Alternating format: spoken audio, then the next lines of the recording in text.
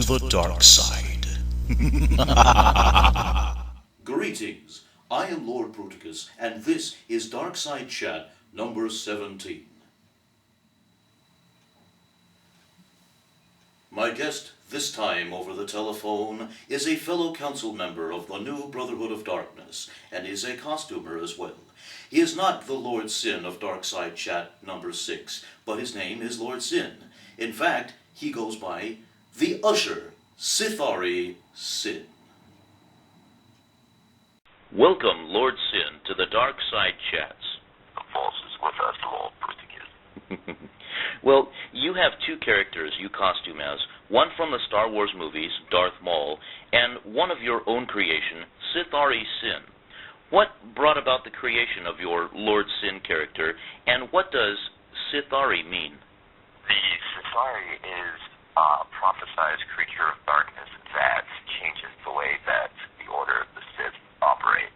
I incorporated cross-franchising with Star Wars, Hellraiser, Event Horizon, Daniel Knopf's Carnival, following suit with the creator of the NY Jedi, who is a Predator Jedi. The word Sithari, that's an actual Sith language word, which means the chosen one. How would you apply that to your character? My character, as far as a Sithari would go, changes the way that the Sith conduct themselves, because he was born into a Sith bloodline and then rejected the traditional rule of two and overt manipulation of the galaxy to try to do something more subtle and change things from the dark without his presence being known.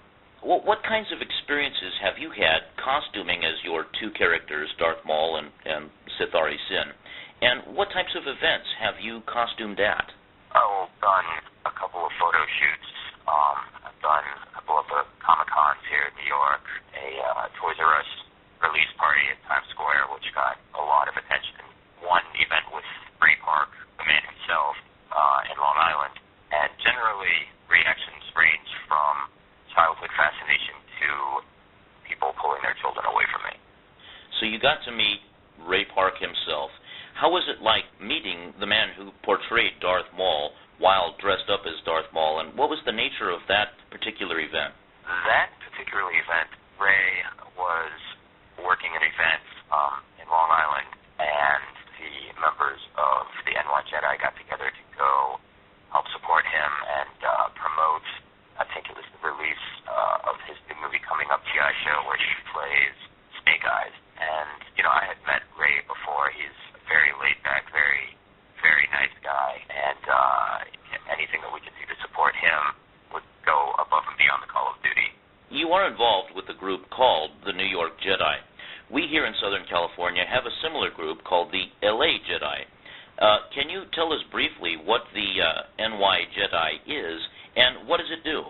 The New York Jedi are affiliated with the LA Jedi. We started it here. LA picked up and I think has probably since surpassed us. But we also have VA Jedi, Long Island Jedi, and all of which are consolidated on the forum saberwars.com.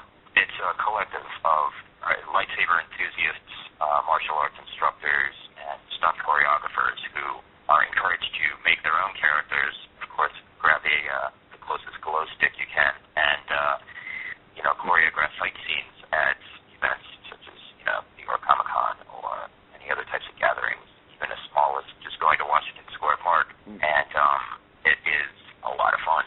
That sounds to me then that if you're into fan filmmaking and you wanted to have a really good lightsaber duel or lightsaber fight scene, that the LA Jedi or the NY Jedi or affiliations thereof would be a good source to look into as far as casting goes for really good choreography. Oh, absolutely. I believe that our services have been utilized in a couple of different films that I'm not sure have been released yet or are going to be released, but eagerly anticipate it. Well, one thing that I try to ask everyone on the show is this. If you could ask or say one thing to George Lucas, what would that be? One thing in several parts. Thank you so much for what it is that you've done to inspire me in my childhood to go into the field that I have. Thank you for developing nonlinear editing software, which I seem to live in nowadays. And please stop. Please stop? Yes. of, you can see the beginning of the end was the Ewoks, and then we fell to Jar Jar, and now we have things such as Indiana Jones. So, as far as I'm concerned, thank you. That's enough now. Well, thank you very much, Lord Sin, for being a guest right here on the Dark Side Chats. Well, thank you for having me here, Lord Bruticus. It was very metal. We have a new periodic co-host here on TDSC, Dark Lady J. And now, from the infamous Hookable, Dark Lady J will draw the giveaway contest winner from Dark Side Chat number 16. And the winner of 11 entries for the contest is a person referring to themselves as Darth Taba Malik. Congratulations, Lord Taba, or I believe Lord Taba. You will be receiving a confirmation email from me very shortly. The People vs. George Lucas, featured in Dark Side Chats 11 and 12, has a trailer up for their upcoming movie slated for release in 2010. Here is a link to their YouTube page. Check it out and see how many faces in there you might recognize. I saw Dave Prowse, I believe, in it. See who else might be in it. Viewer Carson Smith from Canada, whose collection was featured in Dark Side Chat number 9, sent in these photos of his mint condition Book of Star Wars Iron-On transfers from the 1970s, as well as this piece of Photoshop work that he made. And now for the Q2A. Why are red lightsabers only used by the Sith?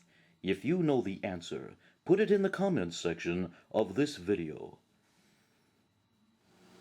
Now, you're not into the whole Star Wars thing yet, are you? Not really. But you are willing to learn, aren't you? Yeah. That's good enough for me. Joan Evans, otherwise known as Dark Lady J, will you marry me? Yeah. Your finger, if you please. A perfect fit and a perfect match for a Sith. Until next time, may the dark side be with you. Always.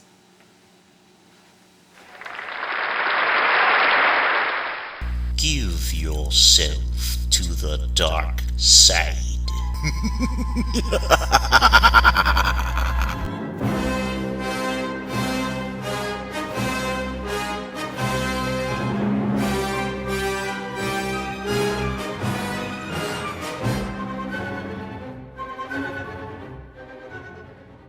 Don't make me destroy you. I have you now.